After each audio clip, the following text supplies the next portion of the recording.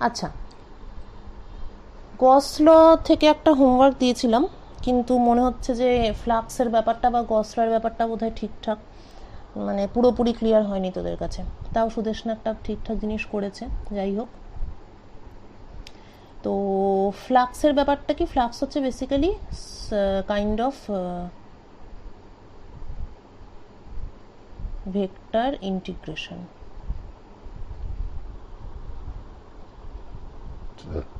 ঠিক আছে, electric field তো একটা ভেক্টর,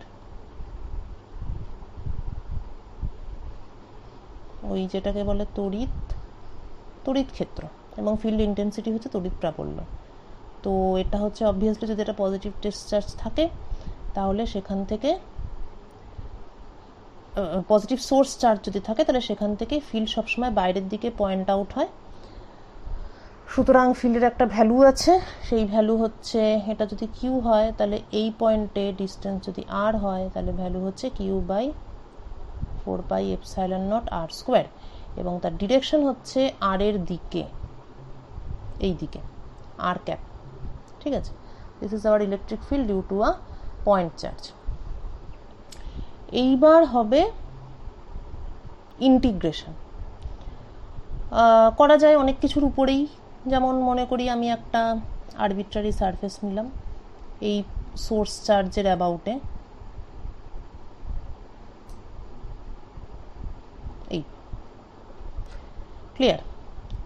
আচ্ছা, এবার আমি যদি বলি যে পুরো মানে এই ইলেকট্রিক ফিল্ডের আমি সারফেস ইন্টিগ্রাল বার করব,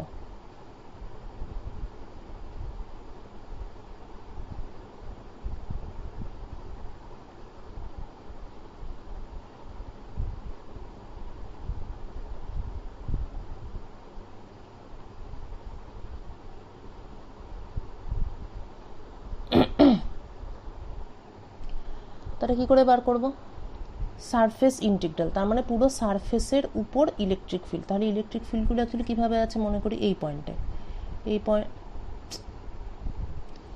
পয়েন্টে ইলেকট্রিক ফিল্ড আছে এরকমভাবে, এই পয়েন্টে ইলেকট্রিক ফিল্ড আছে এরকমভাবে, এই পয়েন্টে ফিল্ড আছে এরকমভাবে, এখানে আছে এরকমভাবে। তো মোট কথা বিভিন্ন দিকে বিভিন্ন রকমভাবে পয়েন্ট করে আছে। সুতরাং বোঝা যাচ্ছে যে সিম্পল আমি যদি ইলেকট্রিক ফিল্ডকে ডিএস অর্থাৎ এলিমেন্টাল সারফেস এরিয়া দিয়ে গুণ করে ইন্টিগ্রেট করে ফেলি তাহলে এটা কিন্তু ঠিকঠাক প্রসেস হলো না। কেননা যেমন ইলেকট্রিক ফিল্ড একটা ভেক্টর, সেরকম ডিএস এটাও কিন্তু একটা ভেক্টর কোয়ান্টিটি। একটা সারফেস যদি এরকমভাবে থাকে আর একটা সারফেস যদি এরকমভাবে থাকে, দুটো সারফেসের মধ্যে কিন্তু ডিফারেন্স আছে, যদিও বা এদের সারফেস এরিয়া যদি ইকুয়াল হয়ও, পার্থক্যটা কি, এই সারফেসটা এইভাবে ডাইরেক্টেড আর মানে এই সারফেসটা সোজা আছে, এই সারফেসটা বাঁকা আছে। সোজা আর বাঁকাটা কিভাবে পার্থক্য বোঝাবো, সারফেস থেকে একটা নর্মাল ড্র করব, এই সারফেস থেকে নর্মাল ড্র করলে এই দিকে হবে, আর এই সারফেস থেকে নর্মাল ড্র করলে সেটা এই দিকে হবে। এই যে অ্যারোটা, এই অ্যারোটাকে বলা হয়, this arrow is called the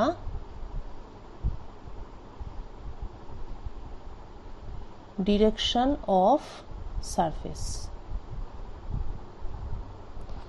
তাহলে what is the direction of surface of any surface? It is the direction of the surface normal.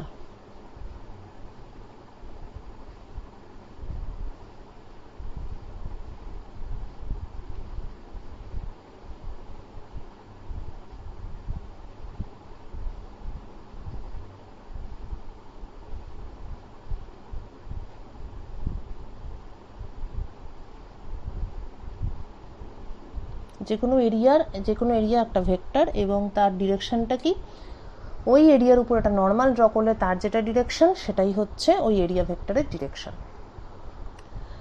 আচ্ছা, তাহলে একটা এরিয়া এরমভাবে আছে, তার সারফেস নর্মাল এটা, এই এরিয়াতে একটা ইলেকট্রিক ফিল্ড প্রেজেন্ট আছে, যেই ফিল্ডের তাহলে এটা হচ্ছে এরিয়ার ডিরেকশন, ঠিক আছে। এই এরিয়াটা হচ্ছে ডিএস, এটা হচ্ছে ডিরেকশন, তাহলে এটা হচ্ছে ডিএস ভেক্টর। আচ্ছা, এবার এই পয়েন্টে ইলেকট্রিক ফিল্ড একটা প্রেজেন্ট আছে যার ডিরেকশনটা মনে করি এই দিকে। তাহলে সারফেস ইন্টিগ্রাল ডিফাইন করা হয় by taking the dot product of the vectors করে তার ইন্টিগ্রাল। ডট প্রোডাক্ট অর্থাৎ এস যদি ক্লোজড সারফেস হয়, এটা ক্লোজড সারফেস, this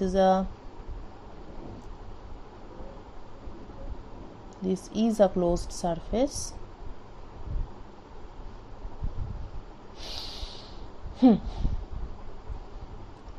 তার জন্য এই গোলটা দিয়েছি।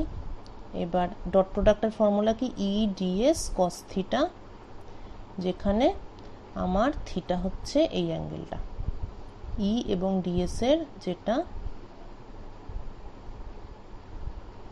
মাঝের অ্যাঙ্গেল, দিস ইজ থিটা। পরিষ্কার? তাহলে এটাই হচ্ছে ইলেকট্রিক ফ্লাক্স। বাংলাগুলো দেখে নিবি বই থেকে। এবার গসের লটা কি? গসের ল হলো এই যে ইলেকট্রিক ফ্লাক্স যেটাকে বলা হয় phi, this is equal to total charge enclosed by epsilon naught. Total charge, যেমন এই সারফেসটার ক্ষেত্রে এই যে লাল সারফেসটা আছে তার মধ্যে টোটাল চার্জ কি আছে, এইটা আছে Q. So Q is my total charge. Total ওই মানে তার মানে যে কোনো সারফেসের উপরে, ক্লোজড সারফেসের উপরে আমি যদি টোটাল ফ্লাক্সটা বের করি, মানে মোট কত ইলেকট্রিক ফিল্ড ওই সারফেসকে ক্রস করছে, সেই total flux is equal to ওই সারফেসের ভেতরে কত চার্জ আছে সেইটা divided by some constant epsilon naught. এইটাই হচ্ছে আমার ইন্টিগ্রাল ফর্ম অফ গসেস ল।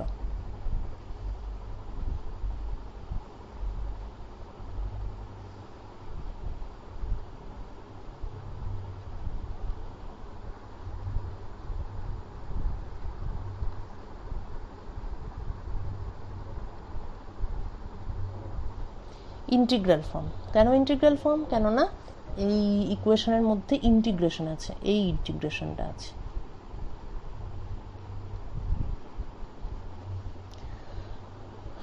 এটাকে একটু অন্যভাবেও লেখা যায়, কেননা ডাইভারজেন্স থিওরেম বলে একটা থিওরেম আছে, সেই থিওরেম অনুযায়ী any surface integral over a closed surface S is equal to volume integral of divergency আমরা বের করেছি জাস্ট কিছুদিন আগেই পড়াচ্ছিলাম, dv। তাহলে কি হলো, এরকম একটা সারফেস আছে, সারফেসটা হচ্ছে S, সেই সারফেসটা কিন্তু ক্লোজড সারফেস হতে হবে। ক্লোজ সারফেসের মধ্যে যতটা ভলিউম আছে সেই ভলিউম যদি ভি হয় তাহলে ডাইভারজেন্স থিওরেম বলছে যে E dot dS is equal to divergence E dV over this volume. তাহলে সেটা হলো তো খুবই ভালো একটা ব্যাপার, কেননা এদিকে ডাইভারজেন্স ই করলাম, এটা হচ্ছে লেফট হ্যান্ড সাইড, আর রাইট হ্যান্ড সাইডে ছিল Q enclosed by epsilon naught. এবার Q total charge inside this surface, সেটাকে আবার লিখতে পারি রো ডিভি ভি, মানে টোটাল চার্জটাকে আমি রো ডিভি করে লিখলাম, যেখানে রোটা হচ্ছে চার্জ ডেনসিটি বা চার্জ পার ইউনিট ভলিউম।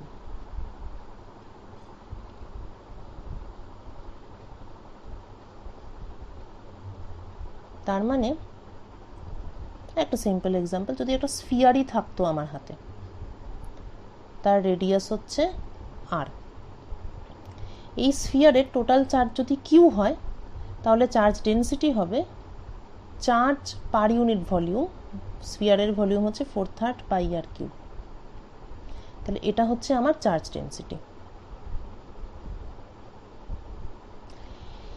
এই স্ফিয়ারটা যে উদাহরণটা এক্ষুনি দিলাম, সেটা কিন্তু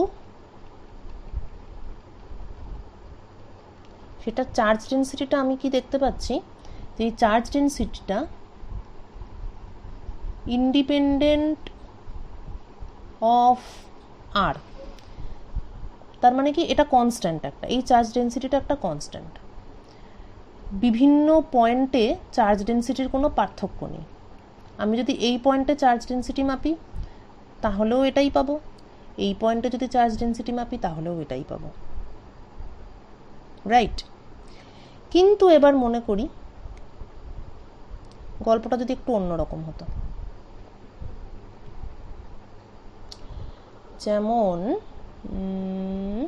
আচ্ছা আমাদের পৃথিবী তো একটা স্ফিয়ার, পৃথিবীর কেন্দ্রে কি আছে?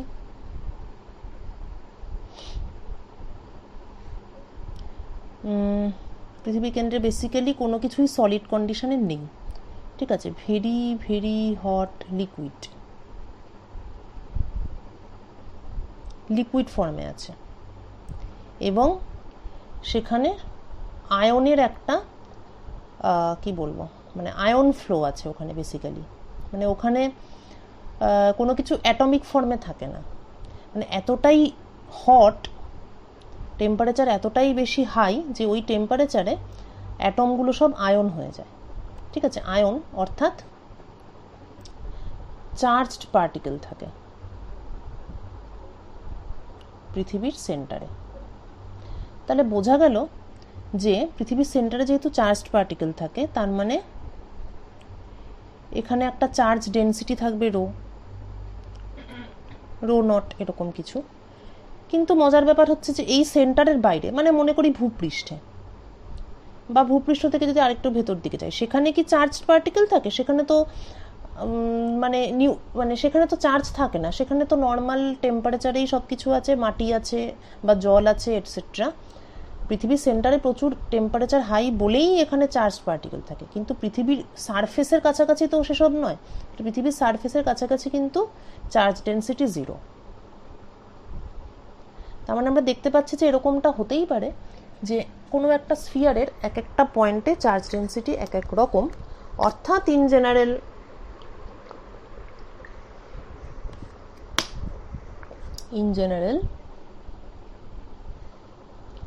charge density can be a function of r, theta and phi, spherical polar coordinate, স্ফিয়ারের ক্ষেত্রে বললাম এটা।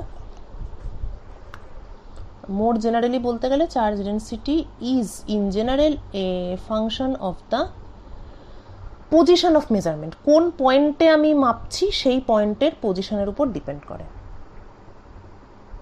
ক্লিয়ার? সেই জন্যই টোটাল চার্জটাও যেমন একটা ইন্টারেস্টিং বা ফিজিক্যালি রেলিভেন্ট কোয়ান্টিটি, চার্জ ডেনসিটিটারও কিন্তু একটা অন্যরকম সিগনিফিক্যান্স আছে। এবার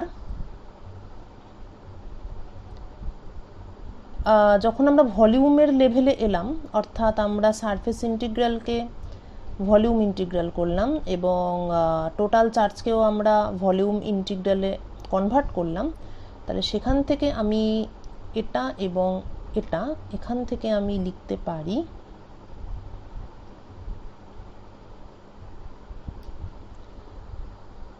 divergence E is equal to rho by epsilon naught.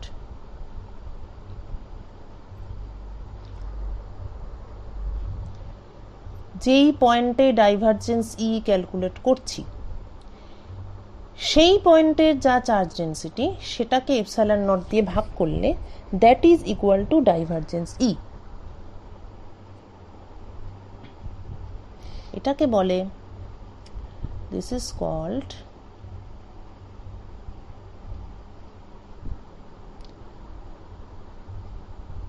differential form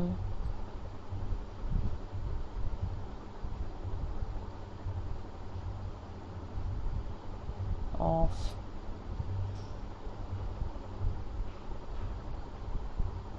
Gauss law. তাহলে গস ল এর একটা ইন্টিগ্রাল ফর্ম আছে, কোথায় গেল, এই যে গস ল এর একটা ইন্টিগ্রাল ফর্ম আছে এবং একটা ডিফারেন্সিয়াল ফর্মও আছে। ক্লিয়ার? এইবার আমরা এটাকে অ্যাপ্লাই করব, মানে যা যা বুঝলাম বা শিখলাম সেটাকে অ্যাপ্লাই করব to find out electric field of a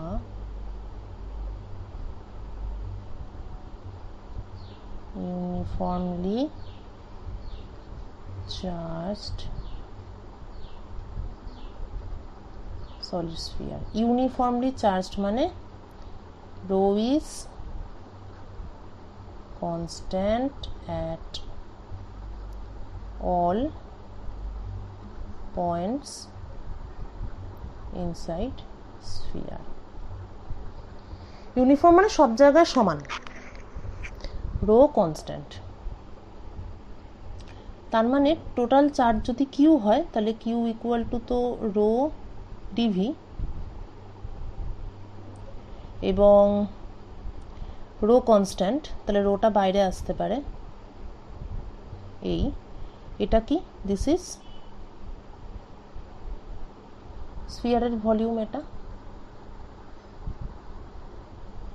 তাহলে স্ফিয়ারের ভলিউম কি হবে 4/3 পাই ক্যাপিটাল আর কিউ, যেখানে আর ইজ দ্য রেডিয়াস। আচ্ছা, এবার আমি একটা পার্ট করে দেব আর বাকি পার্টগুলো তোরা করে আমাকে দেখাবি।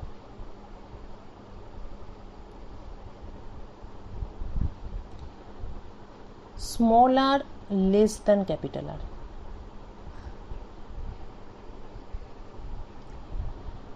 আচ্ছা, গসেস ল অ্যাপ্লাই করি। তাহলে প্রথমে হচ্ছে ছবি,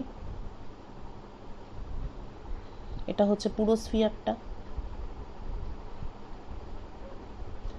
এবার একটা পয়েন্টে আমাকে বার করতে বলেছে ইলেকট্রিক ফিল্ড, যেটার ডিস্টেন্স হচ্ছে স্মল আর, যেটা কিনা লেস দ্যান ক্যাপিটাল আর, তাই স্ফিয়ারের ভেতরে, এটা ইনসাইড স্ফিয়ার।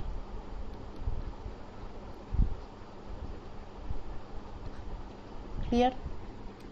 এবার গসেস ল যদি আমাকে অ্যাপ্লাই করতে হয় তাহলে প্রথমে আমার কি দরকার, একটা সারফেস দরকার, যেই সারফেসের উপর আমি এইটা অ্যাপ্লাই করব এবং সেটা ইকুয়াল টু এইটা ইউজ করব। তাহলে প্রথমে আমার এই সারফেসটা দরকার, এই সারফেসটা কোনটা, এখানে। তো যেহেতু স্মল আর ডিস্টেন্সে এই পয়েন্টে আমাকে বার করতে হবে ইলেকট্রিক ফিল্ড, সেই জন্য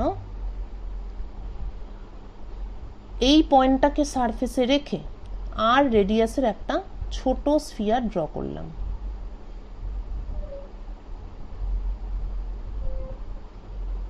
ফাইন, তাহলে this is hour sphere of interest.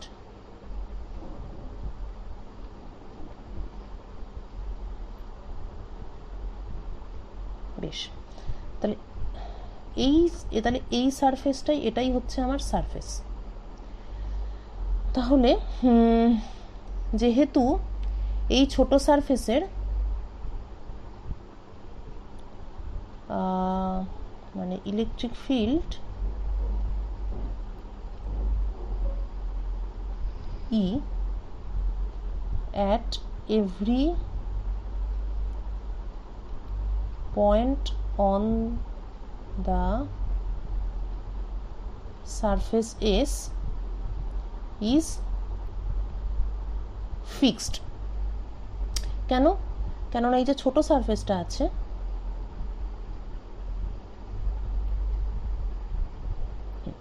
এই যে ছোট সারফেসটা আছে, এটার প্রত্যেকটা পয়েন্টে ইলেকট্রিক ফিল্ডের ভ্যালুটা সেম হওয়া উচিত। কেননা ইলেকট্রিক ফিল্ড হচ্ছে ডিপেন্ডস অন এইটা 1/r², এবং এই সারফেসের প্রত্যেকটা পয়েন্টের জন্য এই আরটা সেম।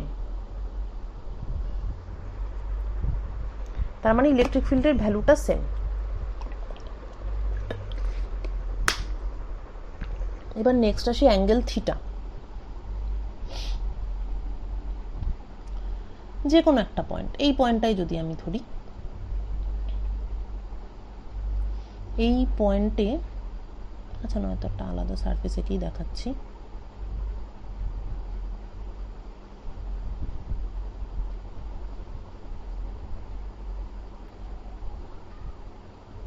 এটা তো আমার সারফেস, এখানে একটা সারফেস এলিমেন্ট নিলাম DS,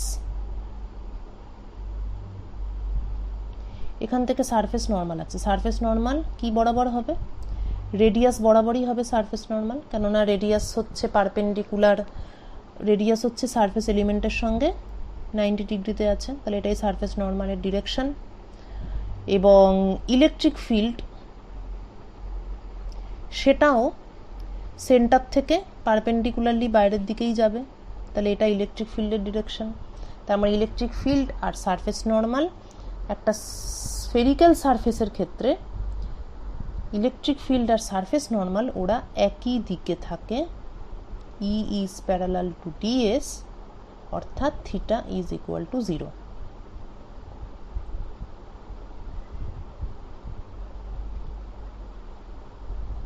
cos theta is 1।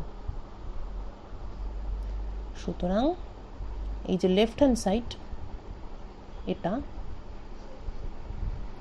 this is equal to E into ds। Eta constant সব পয়েন্টে, এখানে দেখিয়েছি যে এটা শুধু ডিস্টেন্স আর এর উপর ডিপেন্ড করে, তাহলে ইটা বাইরে চলে আসবে, ds E into 4πr²। এটা গেল বাঁ দিকটা। এবার ডান দিক, কিউ এনক্লোজড, তার মানে এইটুকুর মধ্যে কতটা চার্জ ঢুকে আছে। Q enclosed is rho DV.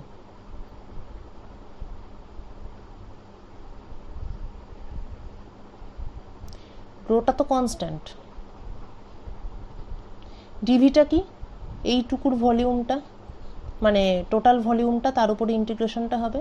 তাহলে রো বাইরে বেরিয়ে এসেছে, রো কনস্ট্যান্ট, আর ভলিউমের উপর ইন্টিগ্রেশন, ভলিউমটা কি 4/3 πr3। এবং রোটা কি? রো আমরা আগেই বার করেছি, রো হচ্ছে এটা। তাহলে এটাকে আমরা এখানে বসিয়ে দিই, তাহলে রো হচ্ছে কিউ বাই 4/3 πr3। এখানে লেফট হ্যান্ড সাইডে কিউ ছিল, তাহলে রো হচ্ছে Q divided by 4/3 πr3।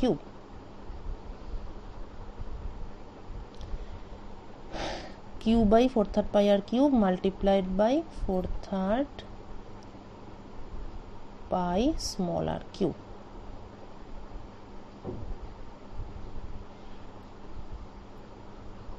Q r cube by r cube.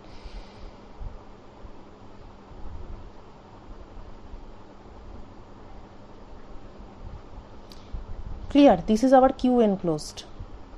তাহলে এবার এটাকে কোথায়? এখানে আনতে হবে।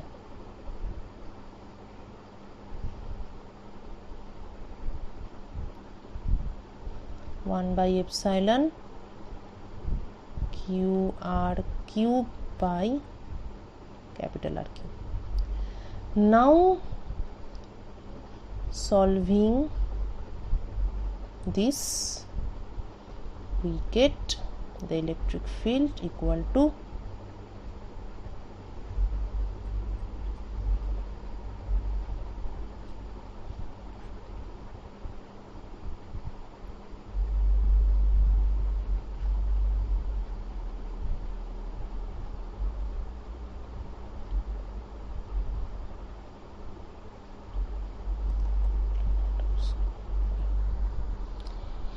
এই হচ্ছে আমাদের অ্যান্সার। সুতরাং electric field is proportional to small R. যদি প্লট করি,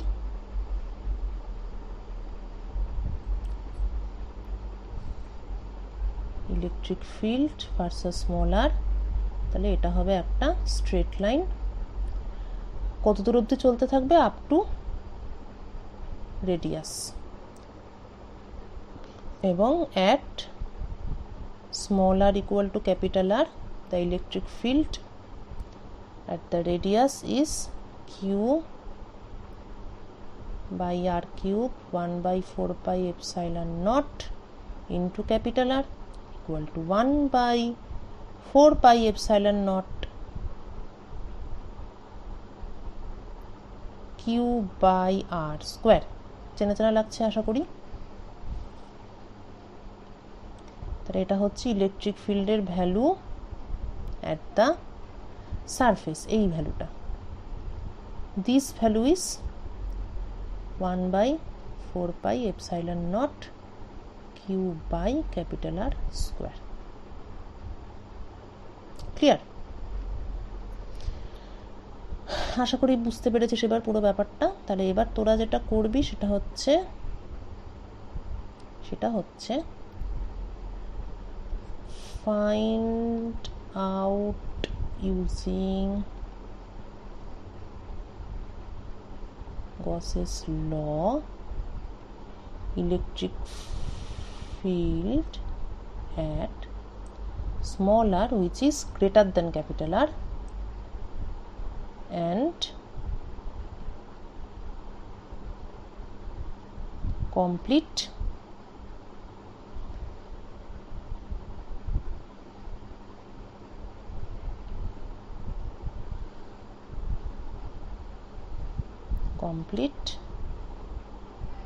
this graph।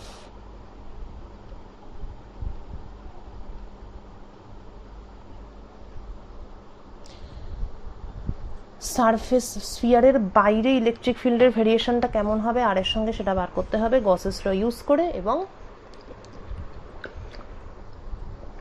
যে গ্রাফটা অলরেডি এঁকে দিয়েছি স্ফিয়ারের সারফেস পর্যন্ত, এটা তো স্ফিয়ারের সারফেস, এটা হচ্ছে অরিজিন থেকে সারফেস অবধি এঁকে দিয়েছি। এরপর বাইরে বেরিয়ে গেলে এই জায়গাটাতে গ্রাফটা কেমন হবে সেটা কমপ্লিট করতে হবে।